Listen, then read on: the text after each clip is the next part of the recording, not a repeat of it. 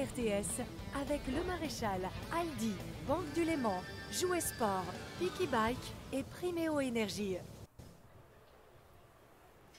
Retour ici sur la ligne d'arrivée à Zinal où il fait beau, il fait chaud, conformément à la devise qui veut qu'il fait toujours beau dans le Val d'Anivier. On a le plaisir d'accueillir sur ce plateau le grand vainqueur de l'étape du jour, Sergio Higuita. Merci d'être avec nous après votre superbe victoire.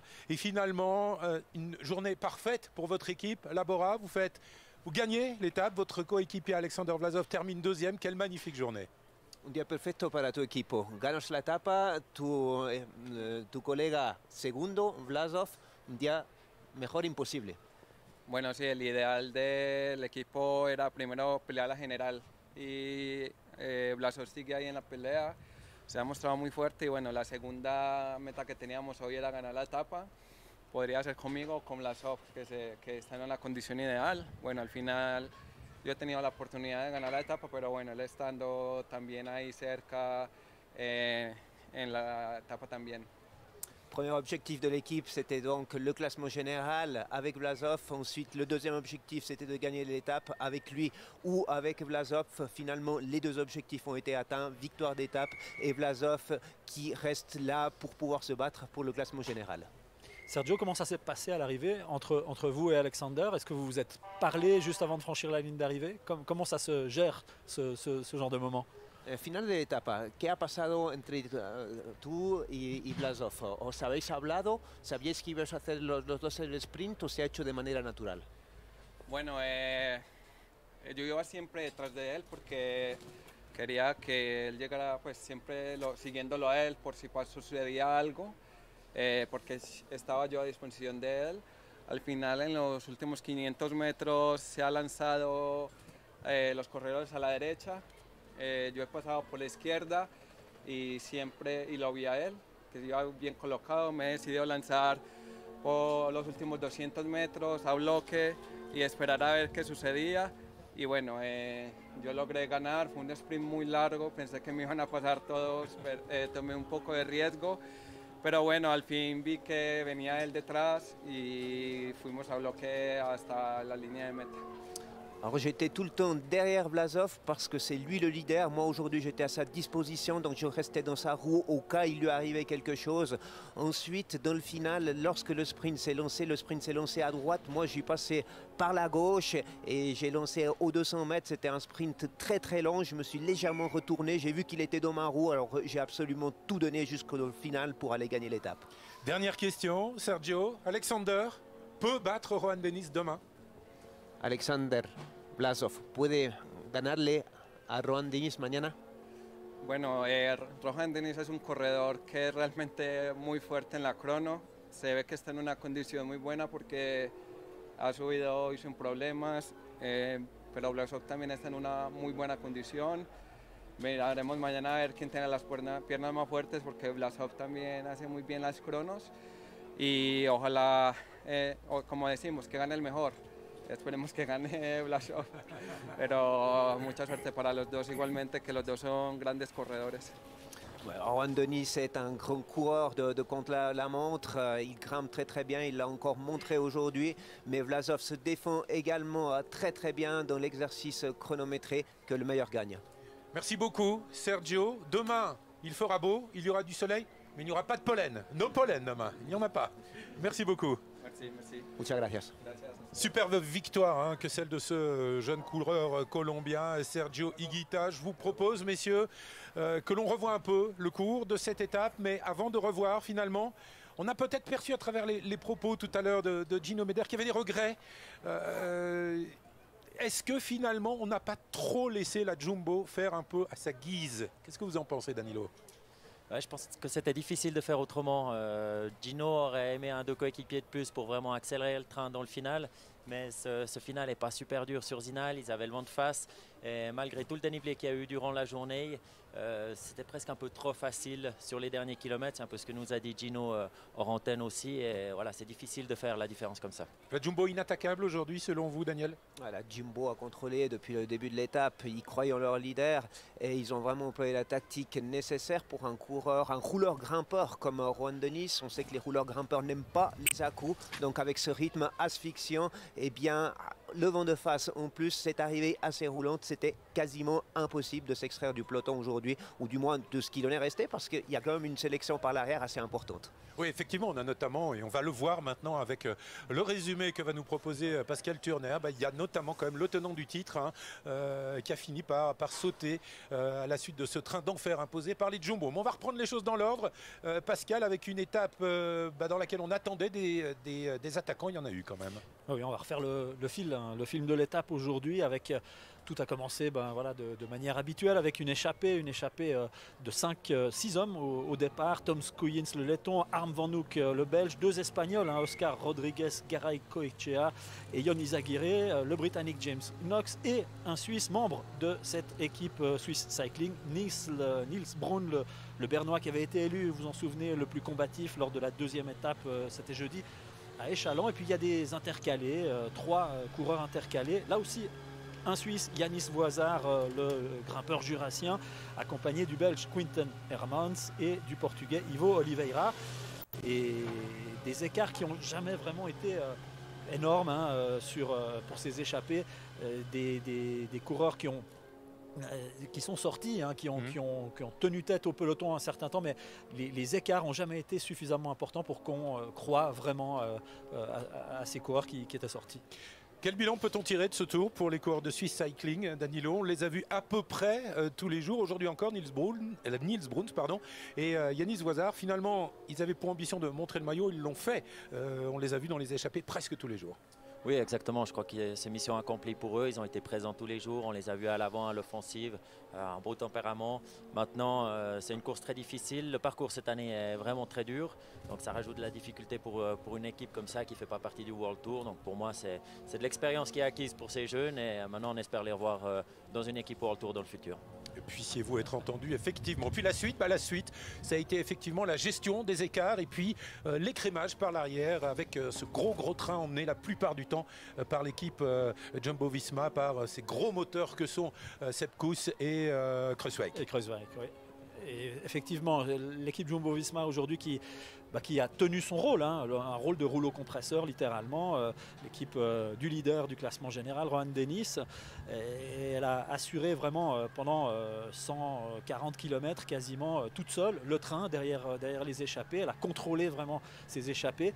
Il y a eu un moment quand on a commencé à approcher de l'arrivée, à une vingtaine de kilomètres de l'arrivée, on a vu des équipes qui se sont mises à relayer devant la Groupama FDJ de Thibaut Pinot, la Bahrain Victorious de Gino Meder et Damiano Caruso, la Bora Hansgrohe aussi, effectivement, la G2R Citroën, l'Ineos, à ce moment-là, l'équipe Ineos, lorsqu'elle est venue en tête du peloton à un moment, on a pensé que c'était pour Geraint Thomas. Et puis évidemment, cette accélération a fait des dégâts. Mauro Schmid, porteur du maillot blanc de meilleur jeune, qui lâche à 10 km de l'arrivée. Et puis la surprise, Geraint Thomas, qu'on avait vu filocher en queue de peloton depuis un petit moment à ce moment-là, eh bien un peu moins de 10 km de l'arrivée, Geraint Thomas, le tenant du titre, lâché lui aussi. On a beaucoup parlé de ces 20 secondes de pénalité infligées à Geraint Thomas pour un ravitaillement irrégulier lors de la première étape. On se disait ça va lui coûter cher, etc. Finalement, Geraint Thomas ne perd pas le Tour de Romandie sur cet épisode de course, sur ce fait de course, sur cette sanction. Il perd ce Tour de Romandie aujourd'hui et il n'avait pas les jambes. Voilà. Daniel Atienza, a-t-on assisté au crépuscule de la carrière de Geraint Thomas? Est-ce qu'on reverra encore le tout grand Geraint Thomas? Geraint Thomas, arrivé en fin de contrat l'année passée, il a mis longtemps à renégocier avec l'équipe Ineos et son rôle pour cette dernière partie de carrière, c'est surtout un rôle de capitaine de route, de coéquipier de luxe. Et on l'a vu depuis le début de saison, il s'est constamment mis au service de ses leaders, de ses jeunes leaders. On sait que la pouponnière Ineos est importante maintenant. Sur le Tour de Romandie, il partait avec le dossard 1, donc forcément, il se devait d'assumer son rôle de vainqueur sortant. Mais je pense que de plus en plus, on va voir Geraint Thomas dans ce rôle de coéquipier qu'il fait très très bien également. Le revoir leader, et d'autant plus leader sur un grand tour, non, je pense plus. Danilo, les objectifs d'Ineos finalement sont peut-être ailleurs. Il y a le Tour d'Italie dans quelques jours avec Theo Geoghegan Hart et puis Richard Carapaz. Il y a le Tour de France avec d'autres leaders finalement. Pour Ineos, ce Tour de Romandie n'était peut-être pas l'objectif comme il l'était l'an dernier. Oui, on voit ils sont présents sur la course, mais c'est vrai que ce n'est pas l'armada qu'on a l'habitude de voir sur d'autres courses.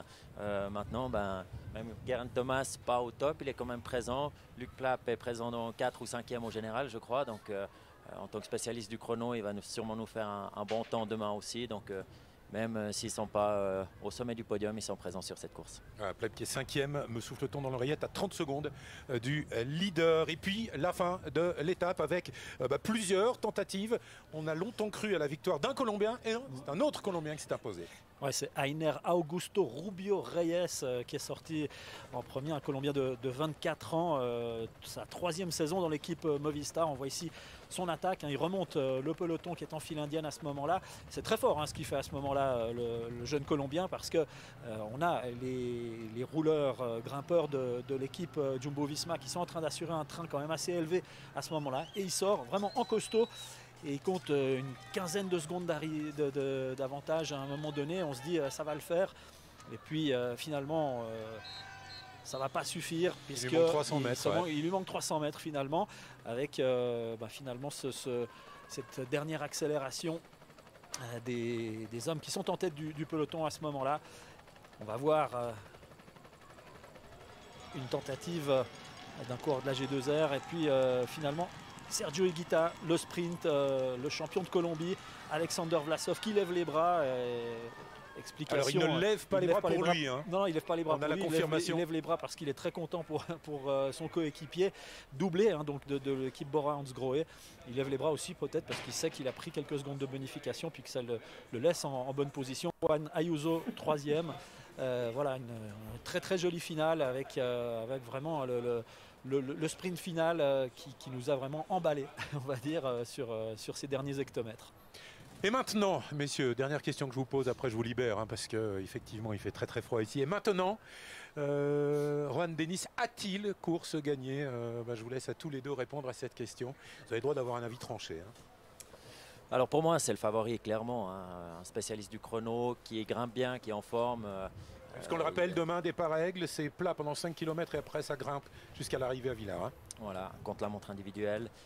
C'est clairement le favori de ce Tour de Romandie à ce moment-là de la course. Maintenant, les écarts sont quand même faibles. 15 secondes sur le deuxième, 18 secondes. On parlait de Plapp qui est à 30 secondes. Des Vlasov, Plapp, c'est des spécialistes aussi. Il ne faut pas avoir un jour sans pour Rohan Dennis, mais il est en très bonne posture, c'est sûr. Daniel. Disons que quand on a été plusieurs fois champion du monde du chrono, on se dit qu'il arrive sur son terrain demain. Après, n'oublions pas qu'aujourd'hui, c'était 4200 mètres de dénivelé. En regardant l'étape, on se dit, mais finalement, les leaders, ils sont neutralisés, il ne s'est pas passé grand-chose. Mais les 4200 mètres... ils sont là, ils sont dans les jambes. Le facteur récupération aura une grosse importance à voir comment ils vont digérer ces kilomètres, ce dénivelé, ce froid aussi parce qu'il fait froid, c'est gourmand en énergie et à voir de quelles conditions ils vont se présenter demain au départ. Danilo l'a dit, les écarts sont faibles. On a droit derrière un Ayuso 19 ans, qui sait ce qu'il peut faire, un Ayuso à 19 ans, peut-être qu'il va surprendre lui-même, qu'il va surprendre les autres. Donc oui, bien entendu, Rohan Dennis a les faveurs du pronostic, mais tout reste ouvert.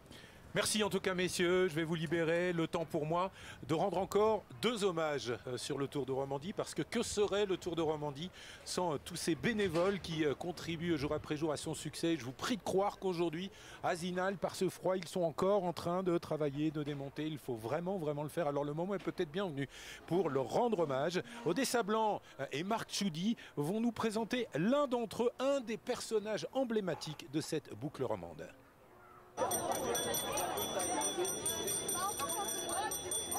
Le look est très important dans le cyclisme. Quand on n'a pas de talent, il faut avoir le look.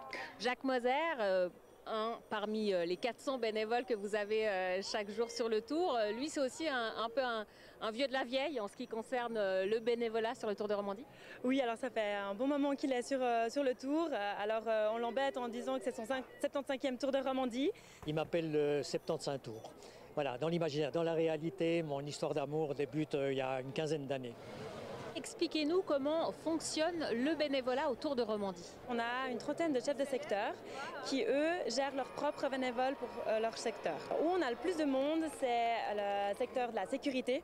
On a environ 160 motards qui s'occupent de la sécurité dans la course et aussi au bord des routes pour pouvoir laisser passer les coureurs. Une seconde, on va laisser passer encore 2-3 voitures. On propose justement à une quinzaine d'enfants à chaque ville d'arrivée de faire les 2 ou derniers kilomètres en fait, de l'étape. On les fait vivre une vraie arrivée. Une vraie arrivée. Ils peuvent se prendre pendant un moment pour des champions. Et ça c'est extraordinaire. Ils ont du public, ils ont une vraie ligne d'arrivée, ils ont tout pour s'éclater. Vous comptez encore continuer jusqu'à quand? Alors, je pense que je vais miser sur la vie éternelle. Et jusqu'à maintenant, ça m'a plutôt bien réussi. Non, je ne suis pas coiffé. Quand on voit ce que c'est maintenant, c'est bien. Là, c'est tout à fait vintage. Je ne suis pas sûre que ça serve à grand-chose, mais... Non, mais comme vous êtes une femme de défi, Odessa, je vous propose de venir ainsi vêtue lors de votre prochain plateau RTS. Et vous l'avez vu, hein, il faisait beau, il faisait chaud dans le Gros de Vaud.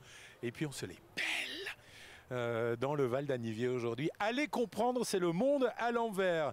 Il me reste à remercier évidemment Zinal pour son accueil. Et allez, tiens, encore un des derniers petits bonbons de cette étape, un des personnages emblématiques de la station Aniviarde. Il a 92 ans, il est né en 1930, c'est Armand Genoux. Il a participé aux Jeux Olympiques de Cortina en 1956 et Pascal Turner l'a rencontré en tout début d'après-midi. Oui, je suis en compagnie d'Armand Genoux, de ce village de Zinal, du Val d'Anivier. Armand Genoux, vous avez 92 ans aujourd'hui, vous avez participé aux Jeux Olympiques en 1956 à Cortina d'Ampezzo dans la discipline du ski de fond. Vous avez vécu dans cette vallée depuis 90 ans, plus de 90 ans. Comment vous avez vu évoluer tout ce coin de pays? J'ai vécu la pauvreté. J'ai vécu dans un village agricole. Mes parents étaient pauvres et je les accompagnais jusqu'à la mort. Vous dire qu'il y a eu une évolution, d'abord par le barrage de Moiry pendant 3 ans, et ensuite Zinal et la vallée commençaient à s'expatrier. Les gens quittaient la vallée pour gagner leur vie ailleurs. Et la commune, avec son président, M. Teta, ont pris les destinées de cette station pour lui permettre d'évoluer, et l'économie aussi a contribué à la réussite de cette belle et magnifique station. Monsieur Genoux, l'arrivée du Tour de Romandie aujourd'hui ici à Zinal, pour vous, qu'est-ce que ça représente? C'est un plus. C'est quelque chose que les gens de cette vallée apprécient, le sport, le ski, le cyclisme, et vous verrez, il y aura du monde à l'arrivée de cette course, parce que le sport, c'est la santé de l'homme et de l'épouse. Merci Armand Genoux, témoin de près d'un siècle d'évolution de ce Val d'Anivier, de ce village d'Anivier, témoin aujourd'hui aussi de l'arrivée du Tour de Romandie ici à Zinal. Ouais, je crois que ça valait vraiment la peine de terminer cette retransmission avec ce superbe témoignage. Le sport, c'est la santé. Armand Genoux, 92 ans, merci beaucoup pour ce témoignage, monsieur Genoux. Vous avez été 1744 à jouer aujourd'hui au défi du Tour. 12 d'entre vous ont donné le nom du vainqueur, Sergio Higuita, et puis l'un d'entre vous remporte le maillot, c'est Sylvain Jeanneret. Il est temps pour moi de prendre congé. Merci à celles et ceux, et là ils sont 1, 2, 3, 4 qui sont restés avec moi sur le plateau jusqu'à la fin. Hommage vous soit rendu, messieurs, mesdames, et on se donne rendez-vous demain dans la chaleur, j'espère, à Villars. À bientôt.